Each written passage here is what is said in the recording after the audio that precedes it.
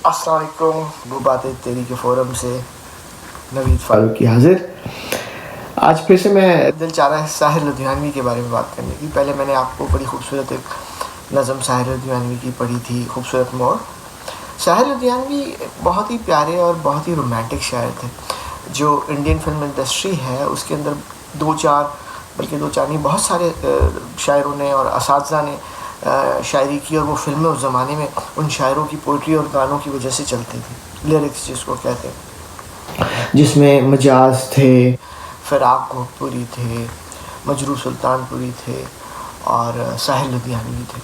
साहिर लुधियानवी तो बहुत बहुत सारी फिल्मों के लिए लिखा और बहुत अच्छा लिखा। उनकी बहुत सारी नज़में, गज़लें और गीत आज तक मशहूर हैं। साहिर लुधियानवी ने बहुत ही मशहूर फिल्म कभी कभी के लिए भी लिखा, जिसमें कभी कभी मेरे दिल में ख्याल आता है, मैं समझता हूँ बड़े सग़ीर में, सब कॉन्टिनेंट में मैग्नम ओपस यानी कि एक ऐसा रोमांटिक गाना है। तो 1975 से लेकर टिल डेट हज़ारों लाखों करोड़ों लोगों ने इसको अपनी महबूबाओं और बीवियों को डेडिकेट किया होगा। कभी कभी मेरे दिल में ख्याल आता है, वो गाना बहुत ही खूबसूरत प्यारा गाना है, बहुत प्यारी धुन है उसकी। उसको ख़याम का म्यूज़िक है और मुकेश ने उसको गाया है और लता ने उसको गाया है। बहुत ही प्यारा उसको गाया है और बहुत ही प्यारा गाना भी है, वो गीत भी बहुत प्यारा है। कभी कभी जो एक्चुअल नज़्म है वो उनकी तलखियाँ किताब में उन्होंने लिखी थी और वो अलग है, वो जो कि मूवी के अंदर अमिताभ बच्चन रिसाइट भी करते। ये मूवी बहुत ही मशहूर हुई अपनी गीत और गज़ल की वजह से, और ऑब्वियसली फिर अमिताभ बच्चन, शशि कपूर, राखी, ऋषि कपूर और ये नीतू सिंह, सब लोग उसमें एक्ट भी कर रहे थे, तो फिल्म ने तो हिट ही होना था। इस फिल्म के बैकग्राउंड में क्या कहते हैं, अगर शायर की साहिर की शायरी ना होती तो शायद वो मज़ा नहीं आता, या ख़याम का म्यूज़िक नहीं होता, या याश चोपड़ा की वो डायरेक्शन नहीं होती, तो शायद इस मूवी का वो मज़ा नहीं आता। इस मूवी में साहिर लुधियानवी ने एक बड़ी प्यारी नज़म लिखी, और जो कि अमिताभ बच्चन ने उसको गाने के तौर पे रिसाइट भी की थी, मैं पल दो पल का शायर हूँ। मुझे बहुत पसंद है ये नज़म, और ये लिखी गई फिल्म के शुरू में चलती है, जिसमें शायर जो है वो बात कर रहा है कि मैं पल दो पल का शायर हूँ, पल दो पल मेरी कहानी है, पल दो पल मेरी जवानी है। Seems like down and depressing, and he is talking about he'll go and everything will vanish and all that. Later on in the movie, I mean after in the end actually, और ये बहुत ज़्यादा पल दो पल का शायर जो गाना था या गज़ल थी, ये जो नज़म है बहुत मशहूर भी हुई because of this song in the movie obviously.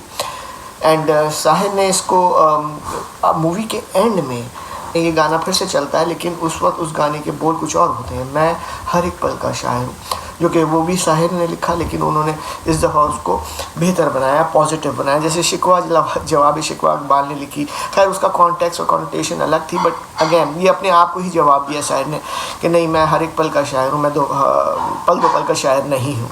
कोई बात नहीं, अगर हम चले भी गए तो हमारी आने वाली नस्लें हमारे प्यार को, हमारी मोहब्बत को, हमारे पैगाम को, हमारे जज्बात को आगे लेकर जाएंगी, हमारी वफ़ाओं को और हमारी अदाओं को। इस तरीके से उन्होंने बयान किया।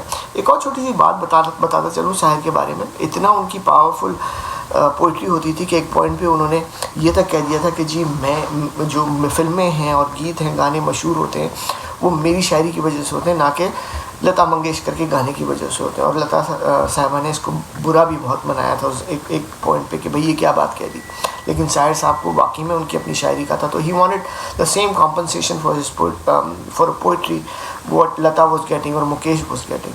एंड इन इस कॉम्पनसेशन की वजह से उनको फिर जब यश चोपड़ा सिलसिला बना रहे थे 1980 में अमिताभ और रेखा वगैरह के साथ, तो उनकी बन नहीं पाई थी, वरना he was suppose to write the lyrics of Silsila as well.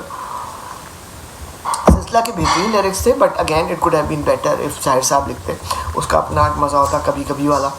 तो आपकी खिदमत में पेश नज़र है मैं पल दो पल का शायर हूँ, मैं पल दो पल का शायर हूँ, पल दो पल मेरी कहानी है, पल दो पल मेरी जवानी है, मैं पल दो पल का शायर हूँ। मुझसे पहले कितने शायर आए और आकर चले गए, कुछ आहें भर कर लौट गए, कुछ नग़मे गाकर चले गए। वो भी एक पल का किस्सा थे, मैं भी एक पल का किस्सा हूँ, वो भी एक पल का किस्सा थे, मैं भी एक पल का किस्सा हूँ। कल तुमसे जुदा हो जाऊँगा, वो आज तुम्हारा हिस्सा हूँ। मैं पल दो पल का शायर हूँ। पल दो पल मेरी कहानी है, पल दो पल मेरी जवानी है। कल और आएंगे नगमों की खिलती कलियां चुनने वाले, कल और आएंगे नगमों की खिलती कलियां चुनने वाले, मुझसे बेहतर कहने वाले, तुमसे बेहतर सुनने वाले। कल कोई मुझको याद करे, क्यों कोई मुझको याद करे, मसरूफ़ ज़माना क्यों मेरे लिए वक्त अपना बर्बाद करे। मैं पल दो पल का शायर हूँ, पल दो पल मेरी कहानी है, पल दो पल मेरी हस्ती है, पल दो पल मेरी जवानी है, पल दो पल मेरी कहानी है। मैं पल दो पल का शायर हूँ। ये पल दो पल मैंने आपको सुनाई। अब मैं आपको हर एक पल का शायर सुना देता हूँ ताकि आपको आइडिया हो जाए कि वो शायर ने, अब शहर ने, यानी कि शायर और शहर दोनों एक ही है, शहर ने किस तरीके से कितनी प्यारी बात को बयान किया और एक जनरेशन आगे चले गया। अगर आपने मूवी देखी होगी तो आपको आइडिया भी हो जाएगा कि what he is talking about. So मैं अब कहता है, शहर कहते हैं, मैं हर एक पल का शायर हूँ, मैं हर एक पल का शायर हूँ, हर एक पल मेरी कहानी है, हर एक पल मेरी हस्ती है, हर एक पल मेरी जवानी है।